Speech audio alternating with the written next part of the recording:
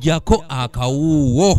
Omukolo guno guyindidde ku ssomero lya Kasubi Modern Muslim Secondary School nga gwetabiddwako abayisiraamu abawererako ddala nga gutegekeddwa ekibiina ekirwanirira okulaba nga Bamulekwa babeera mu mbeera ennungi ki Muslim Empowerment and Development Initiative n'ekigendererwa ekyokusonda ensimbi okuyamba Bamulekwa bano. Alhamdulillah weba nkomerero ya kusangula maziga ya naku webana ntandika ya sanyu alhamdulillah twebazamu Allah akbar.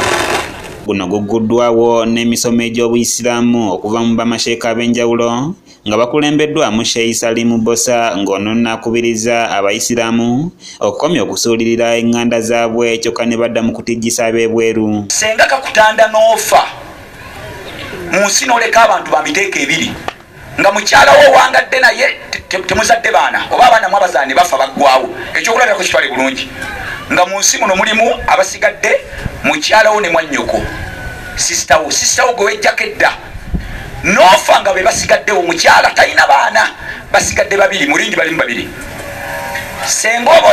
Ono asinzidde wano n'avumirira abantu abakwata omudidi gw'ensimbi ne bagusa mu bintu ebitaliimu nnyonsa nga kyokka ab'enganda zaabwe baddaagana ekyokulya nga tebakiraba.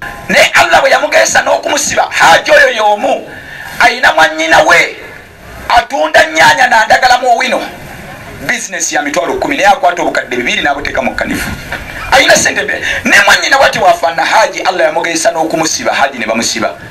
Haji we bamusiba yamala ebbanga mwannyina abaali awo. Senkulu wa Hamfat Crypto Company Alhaji Sebadduka Hamza asabye bannayuganda okweyigiriza omuze gw'okutereka nga batandikira ddala kwa katono ke balina kibayamba okulakulanya mu maaso.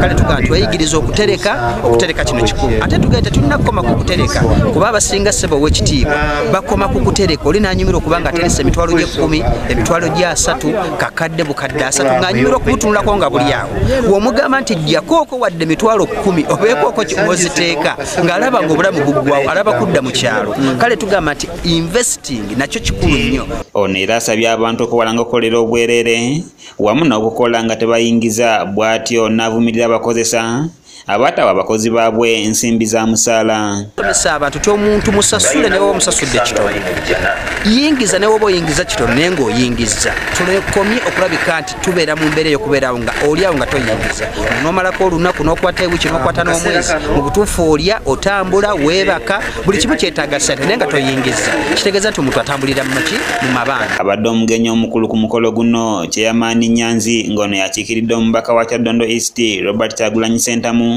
anokoddeyo ebika by'abantu 2 ebiremesezza eggwanga okukulaakulana. Uganda kati abatuwadde problem